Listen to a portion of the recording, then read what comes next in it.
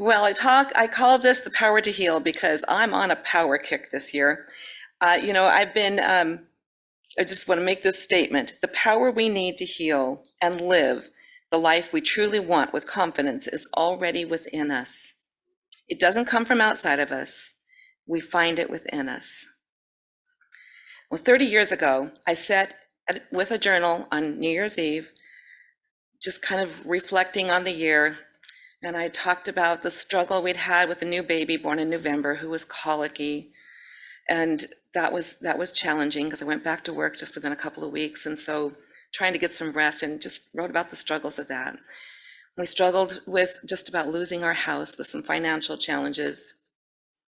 And then finally we struggled with my husband's 39-year-old brother who had just died from colon cancer that year. And so just the end of that year had just been these really hard things to go through. So I wrote in my journal, I guess you could call this the year of struggling. It seemed kind of appropriate. But then when I looked at that later, I thought, boy, if I don't want another year of struggling, I might want to set an intention that's a little different than that. So the next year I called it the year of progress. That was the best I could come up with, but I was moving in the right direction. Well, in the process of all of that, I really was getting on my own spiritual journey and learning a lot. And so I decided that I didn't need to come up with the name. That was kind of coming from my head. So what I would do is each year set some time aside to do something reflective, meditative, and let the name come to me. And oh my gosh, there's been some interesting experiences with that one. One year, I walked the labyrinth at Trinity Episcopal Cathedral in Northwest Portland. And in the center of the labyrinth, I got the words, action, just do it. So that word for that year was action. And another year, I'd finished Deepak Chopra's book, The Seven Laws of Spiritual Success, I think it is. And made myself a nice warm bubble bath and sat in the tub, and the word came to me for that year, transformation. So this year, we watched the fireworks a little bit. We watched the countdown in New York. I never sit and watch too much of that. We didn't go out anywhere. And Nicholas and I, my son and I, watched the Seattle, the Space Needle, where they did the show, and the drones and all of that. That was some pretty neat, show that they had on there. And then I thought, okay, I'm just going to go to bed. And a lot of years, I'd make a big thing out of it. I'd have something all planned. So I just went to bed and I laid down and kind of just meditated for a few minutes and just thought, okay, God, I'm just open to whatever it is. And I just let it be really simple. And before I knew it, the word power came up. And I just kind of went, oh my gosh, that's my most fearful place to be, power. And it was kind of like, are you sure? But then I thought, yep, it's time. So this is my year of empowerment. So that's been a really neat, it's just coming up all over the place. It's lining up. And, it's helped me kind of really see some places that needed some attention. And little by little, I've grown to the place where I can say, okay, I'm taking it on. This is the year of empowerment. So empowerment, I'm so glad to get to share it with you because I think this is going to rock my world this year, naming it the year of empowerment.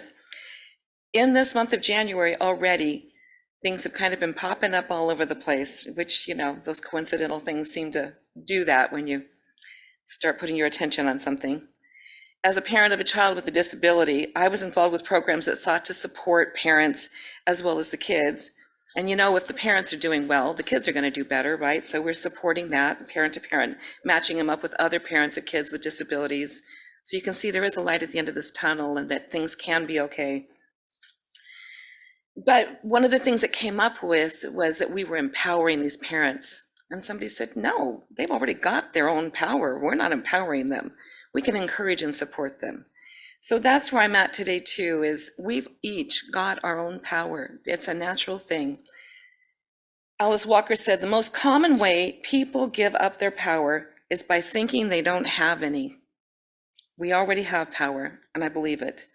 Many of us just don't know that we have it. And you can think of a lot of reasons why we've come to the place of not thinking we have power. I personally can tell you, I totally get it. Worry, anxiety, stress are all about fear. They're fear of some kind. What if we didn't have to live in fear? What if we could just put the fear down and live from that other place? empowerment would come pretty easy, wouldn't it? Because we'd be naturally there. That whatever that thing is that kind of gives us a challenge, and let that be healed. I've heard the acronym used for fear as false evidence appearing real. And we spend time worrying about a lot of things that, haven't happened yet and probably never will. So why waste the energy on it, right? It's just kind of giving us a hard time and maybe even making us sick sometimes worrying about it. We can let anxiety run us around. John Steinbeck said, "Power does not corrupt. Fear corrupts. Perhaps the fear of a loss of power," he said. And the Course in Miracles, you're right, Renee, the Course in Miracles says that our fear comes from the fear of separation, that's where all the fear comes from. We're not in our home place, and we can feel the difference. But that fear shows up in many different ways. We can lose our confidence. We can start getting caught up in caring too much about what other people think of us and about our choices. And that's such a cultural thing. How many times have we done things because that's what we're expected to do, and we know we're going to ruffle some feathers and you're going to have to deal with things if you don't go along with what the expectations are. And so there we are. Anita Moorjani told her own story of coming from a Hindu family and living in Hong Kong. Have any of you seen that story, Dying to Be Me? And she talked about, she tried to make a life for herself and a career that she wanted, but she came from a pretty strong cultural tradition for women. So then when her best friend was diagnosed with cancer, she began researching the disease. And it seemed that everything she learned about cancer just got bigger and bigger for her.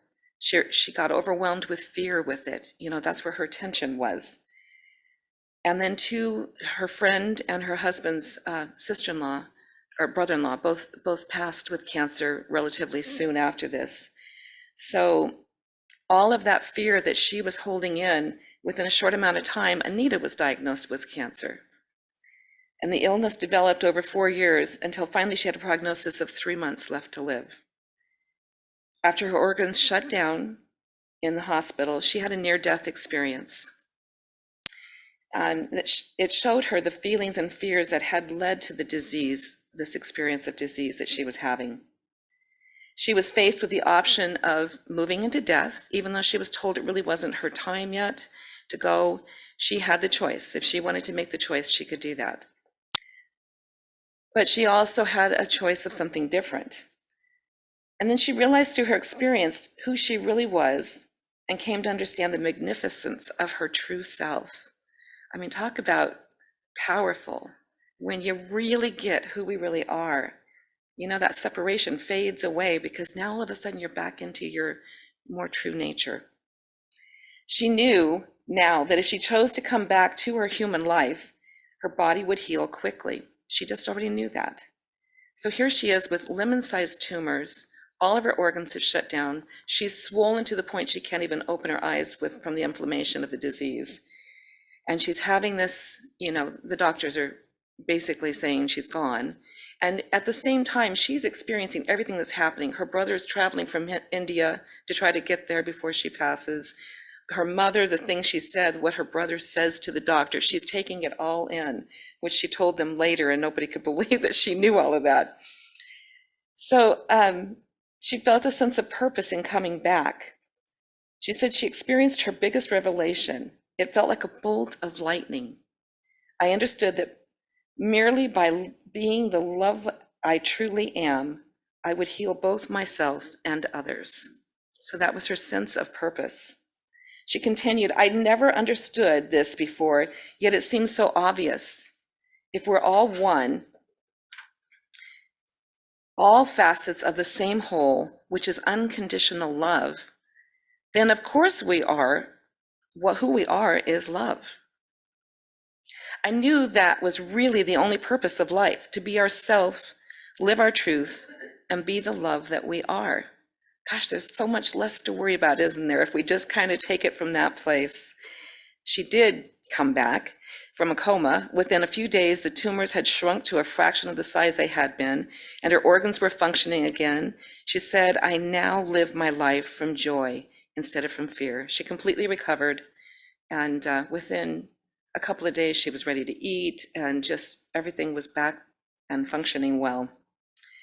If we could look at the thoughts we think every day, I looked it up, some 60,000 of them a day, according to this research, we could see that we could look at to what we're thinking about a lot of the time. According to the National Science Foundation, 80% of our thoughts are negative. Isn't that something? And we're talking about affirming our good, but 80% of our thoughts are in negativity, and 95% are repetitive. Very few thoughts are even anything new. They're just the same things over and over again. And when you stop and think about it, it's true, isn't it? We get caught up in whatever it is that's got our attention. That's something to pay attention to.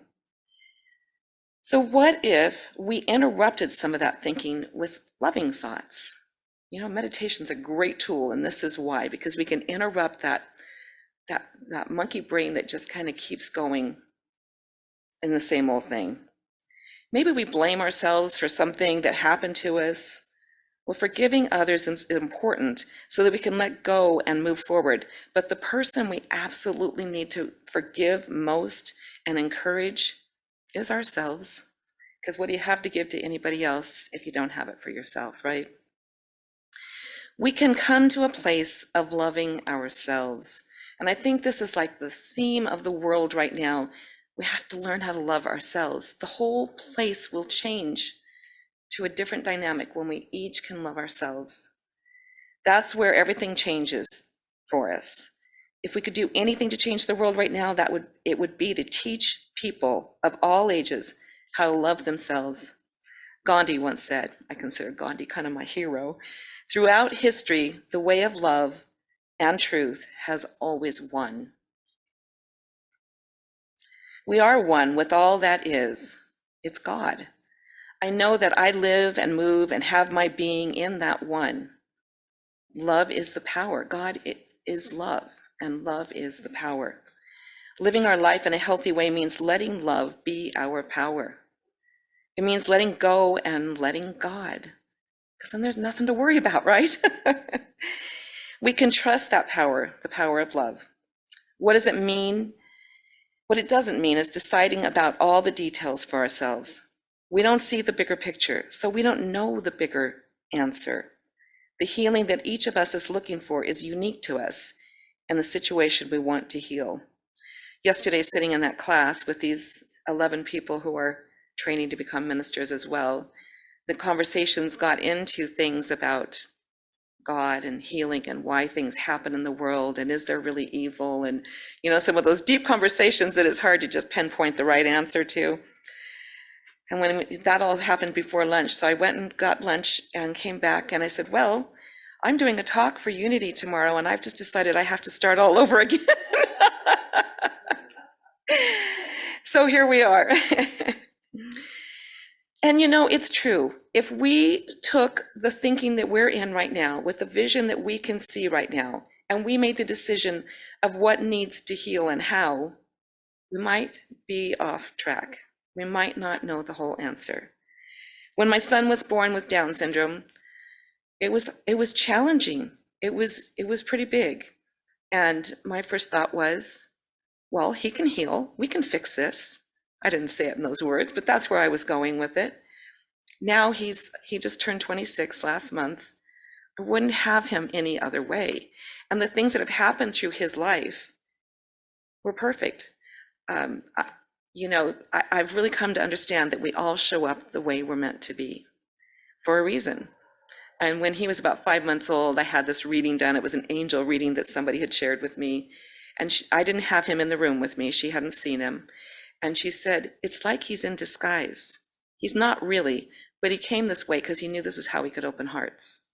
And the one thing, and he's a nice guy. He's not perfect. He does stuff, But the one thing I've noticed about him is he does bring out the best in people, one way or another. So it's kind of an interesting thing to look at. And that goes with a lot of things. I'm so glad that I was able to move through that. It caused me to grow. It caused me to have a whole new understanding, you know, prejudice and bias that I thought I didn't have. I got a whole new picture of, and I had to admit, I didn't really like what I saw come through me when I was dealing with that coming up. So that was something to pay attention to, and I've worked on it. And, you know, the other story that I can share from another angle, when we decide we want things to heal a certain way and we don't know the whole picture. My daughter, Christy, we had lots of discussions when she was younger. And as a young adult, she just had tough things happen in her life. She got pregnant at 16 and had a baby at 17 and struggled with, you know, trying to really build a home and a family. She ended up getting a degree finished, but she did it the hard way. You know, she struggled with it. Her husband was off in Iraq for 2 terms, and it just seemed like everything was just really challenging for her. And I remember asking her as I was working on things, what, you know, I'd be working on something and I'd come up with my energetic, what do you think your purpose in life is? And at first I was a newbie. At first she said, oh, I don't know. I don't even know what I believe in. I think there's something higher out there, but I don't know. And then, you know, a year or 2 later, the topic came up again and she said, you know, I think I had a life of privilege in a previous life. And I'm here, and I didn't treat people very well. I think I'm here to experience what they went through. I just kind of, well, that's interesting. Little did I know how impactful and how much a part of that experience I was with her. She passed away 8 years ago at 36. She had become an alcoholic after she had a gastric bypass surgery at 26. You know, there was an addiction there. And instead, she wanted to have the weight gone, so she had that surgery at 26 years old, but nothing was dealt with the cause. So what needed to heal was still there. And we've come to understand that people who have surgeries, often, I guess there's a large number of people that do become alcoholics because the addiction, you can't eat like you did anymore, but it can morph into alcohol, and your body uses alcohol so much differently after that. So at one day, as we're working on things now, she's separated in her marriage and she's at my house, and I've taken her in for one of the meetings she's at, and she all but passes out. I run her over to emergency where they do scans, and she's, you know, the toxic thing is just kind of taken over her body, and she's in intensive care, but she does manage to come back out of it, and she's going to come home. So I'm getting ready for that. I ran down to Portland, picked up my son, brought him home so I'd be ready. And by the time I got back, she kind of slipped into kind of a coma type state. Well, little did I know that she had, when her father had been there and seen her and had said to her, just keep getting better. She was talking, she was eating, everything was fine. And she said, nope, I'm done. And by the time I got back there, I never had another conversation with her. She never came back to consciousness with me again. But I realized that was her healing. She had done what she came here to do. And to try to force something else as the healing result, even though it was the hardest thing I ever went through, this was how she finished what she came here to do. And so I just kind of really admire her for staying her course and living her purpose. And you know, the other people that we see in the world, Helen Keller lived her whole life without hearing, most of her life without hearing or sight. But I would not call Helen Keller disabled. And the gifts that she brought to the world. I don't know. I don't really think that there is this was supposed to happen kind of thing. I think things happen. I think we co-create our lives. And so healing looks different. But when we're open and let go and let God, the right healing is happening. I can pray for the right and highest outcome. I can show up and let people, animals, trees, all living beings on this planet that I care and share love. But it isn't up to me to interfere with someone else's journey. The power of love in me can find the power of love in each one. I don't have to worry about that. We each have that power. We are living and moving and having our being in this one. I know that healing happens. Sometimes having a conversation that reminds someone that healing happens and love is always present can help a person open and feel encouraged and find healing through that. You know, we never know how we're supporting somebody just by being with them and by paying attention to them. I know that after my daughter passed, shortly after, a good friend that I worked with at the school district at the time called me and she said, come on, let's go meet for tea. And so we went up to Susan's, when it was Susan's in town in Sequim. And she just sat there with me. And I just thought she was so courageous. How many people want to go and sit with someone who's just gone through that kind of loss? And there she was. She just sat with me and listened and supported me all the way through it. And I still appreciate her so much for that. And it was so healing to be able to just talk and express that. Love wins. That's all there is to it. Love wins. It is the power that heals. It is always with us, within us, where we are, one with Spirit. Just imagine feeling empowered from the inside out. The power we need to heal and live the life we truly came to live with confidence is already within us. It doesn't come from outside. We find it within. Believe in yourself and find that authentic power and the freedom to live from it.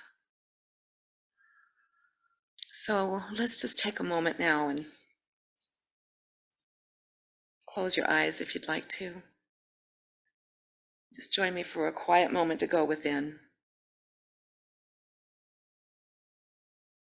Take a long cleansing breath and just let go of any unsettled feelings going on in there. And take one more nice cleansing breath. And just notice how you're feeling.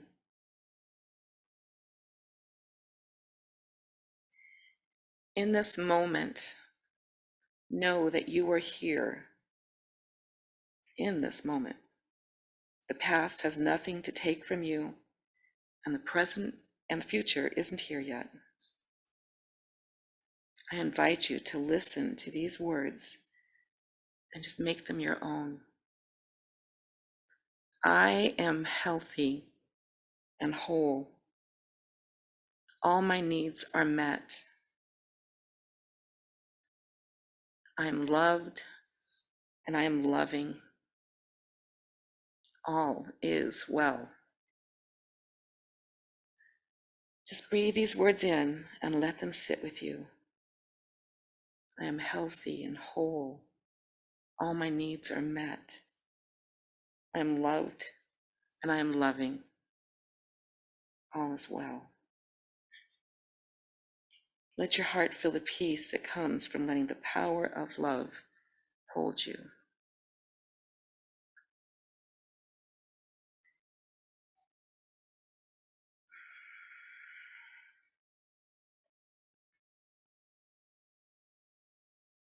The power we need to heal and live the life we truly want with confidence is already within us.